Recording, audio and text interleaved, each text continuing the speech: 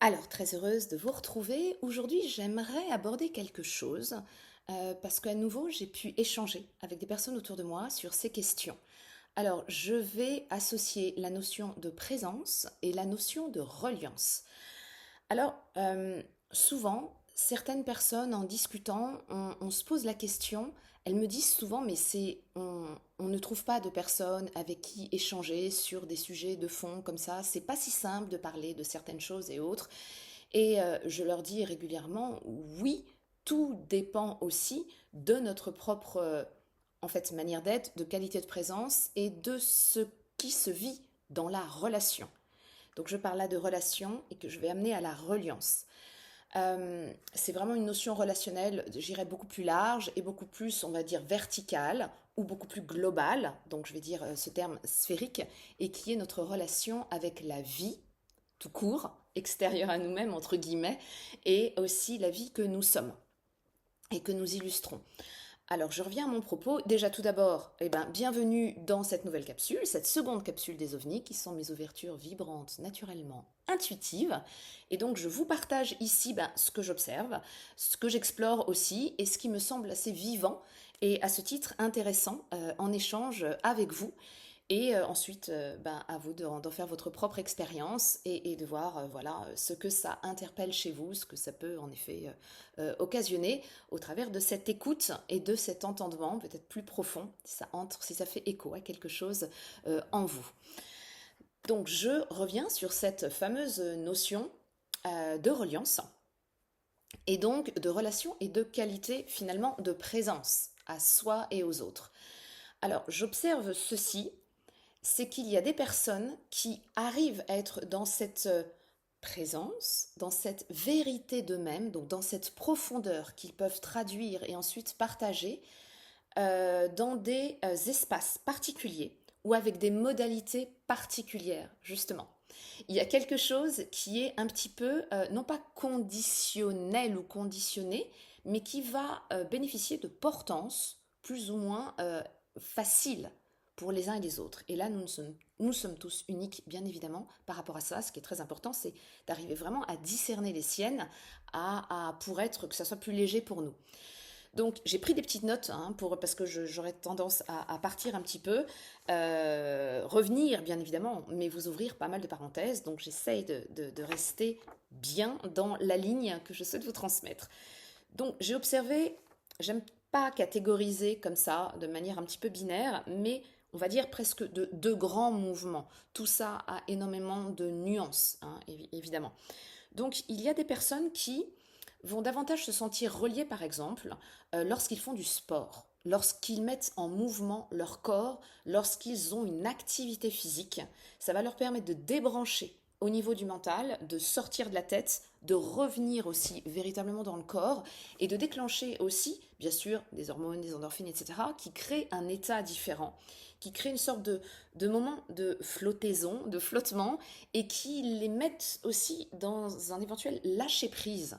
Et à ce moment-là, il se passe autre chose pour eux et comme par non-hasard, ils peuvent avoir des idées qui arrivent, des évidences qui viennent, d'un seul coup des résolutions, des réponses, des choses comme ça.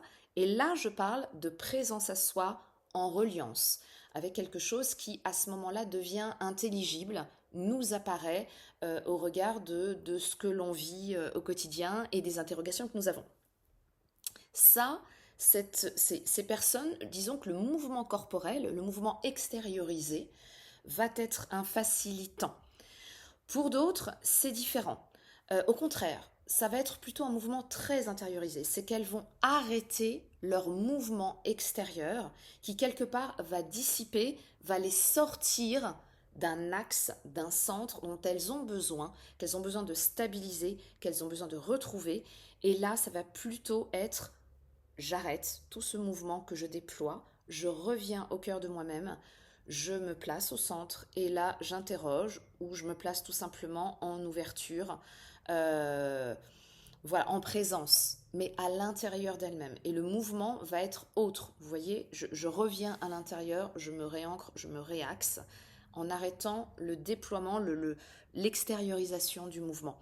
Donc ça, c'est intéressant. Et là, elles sont plus à même d'être dans leur reliance, d'être en écoute, d'être en réception, beaucoup plus dans l'entièreté d'elles-mêmes. Elles peuvent se rassembler, elles se sentent plus cohérentes en ce sens-là, et à ce moment-là, il y a quelque chose qui peut émerger de j'allais dire, de ce rassemblement intérieur, de cette essentialisation d'elle-même. Je ne sais pas si je suis claire par rapport à ça. Il y a quelque chose qui va être beaucoup plus au cœur de l'intériorité. Ça, c'est intéressant. Je vous interroge. Est-ce que vous avez observé une dynamique chez vous? Peut- on peut avoir la mixité, bien sûr, des deux, hein, mais il y en a peut-être une qui est spontanément, je précise, spontanément et naturellement plus simple pour vous, plus évidente pour vous, même si vous ne vous l'êtes pas encore formulée, d'ailleurs. Celle qui vraiment, quand vous êtes dans celle-ci, euh, c'est plus facile pour vous. Donc ça peut être au travers, en effet, toujours que ça soit interne ou externe, il y a toujours cette notion de sensation. Vous allez être plus dans vos sensations, dans votre sensorialité, au regard du monde extérieur, et aussi votre extrasensorialité, que j'aime bien plutôt qualifier de sensorialité élargie ou étendue. Vous allez aussi peut-être avoir euh, par vos pensées, peut-être aussi. C'est paradoxalement par vos pensées, mais des pensées qui vont pas être forcément intellectuelles, mais que vous allez capter, qui vont vous traverser, mais vous allez être disponible à ce qui circule en termes aussi de pensée. Peut-être que ça aussi c'est votre pont. La même chose, vous pouvez être en mouvement extériorisé ou en mouvement intériorisé de la même manière. Vous pouvez aussi avoir votre point d'entrée, peut être aussi votre champ émotionnel. Et là, vous êtes dans des changements de perception de votre ambiance, de votre atmosphère, de votre climat intérieur qui vont favoriser justement cette présence à vous-même ou cette reliance aux autres. Donc vous voyez, il y a plusieurs portes d'entrée. Donc j'en ai cité à peu près trois: sensation, sensorialité, extrasensorialité, pensée, émotion. Et là-dedans, ça s'inscrit dans un ou deux, dans deux groupes qui sont prioritaires, en général spontanément et naturellement, plutôt sur un mouvement extériorisé, plutôt sur un mouvement intériorisé. Voilà, là c'est très archétypal, mais ça peut vous donner des repères pour vous situer aussi là-dedans. C'est précieux parce que pourquoi? Parce que ça vous sort du pilotage automatique, du mode de fonctionnement. C'est-à-dire vous répondez uniquement à des programmations internes et vous vous laissez piloter par elles le plus souvent et vous n'avez pas du tout de point d'appui et j'allais dire de véritable responsabilité souveraine par rapport à ce qui vous pilote. Lorsque vous êtes davantage en reliance, vous êtes au-delà de ce pilotage et en même temps, vous avez la possibilité d'être en présence dans l'instant présent. Parce que là, je vous pose une autre question. Euh, à quoi êtes-vous vraiment attentive, attentif dès que vous vous levez le matin?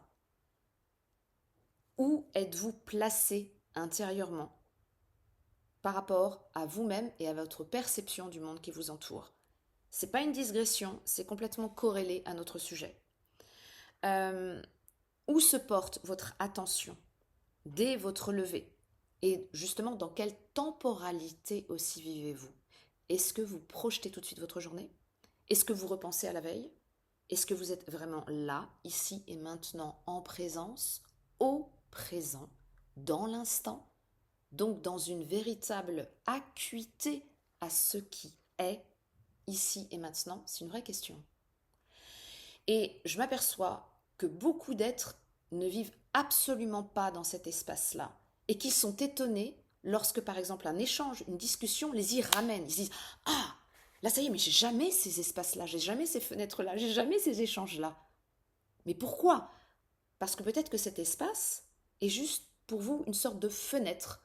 Peut-être que vous vous autorisez pas suffisamment à vivre ces espaces même pour vous-même. Vous vous installez peut-être pas là-dedans, vous vous positionnez peut-être pas là-dedans, quelles qu'en soient les raisons.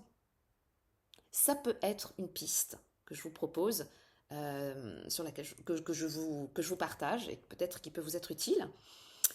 Euh, on revient aussi à cette notion de présence, de reliance, et qui amène cette notion d'attention à ce qui est au présent. Je répète, attention à ce qui est au présent, en présence et donc en reliance avec ce qui est au-delà de votre mode automatique de fonctionnement. Lorsque vous marchez, lorsque vous préparez votre boisson préférée, lorsque vous êtes en relation, lorsque vous regardez quelqu'un, vous serrez la main de quelqu'un, vous parlez à quelqu'un, lorsque vous embrassez quelqu'un aussi, vous l'étreignez, lorsque vous vous exprimez, lorsque vous cuisinez, lorsque vous jouez avec vos enfants peut-être, lorsque vous passez un moment avec les personnes que vous aimez, lorsque vous jouez d'un instrument, lorsque vous conduisez aussi, ou lorsque vous prenez tout simplement un objet, vous le déplacez, vous le déposez quelque part. Est-ce que vous êtes présente, présent à vos gestes, à ce que vous vivez véritablement, à ce que vous mobilisez à la fois dans le monde extérieur, là, comme dans votre monde intérieur.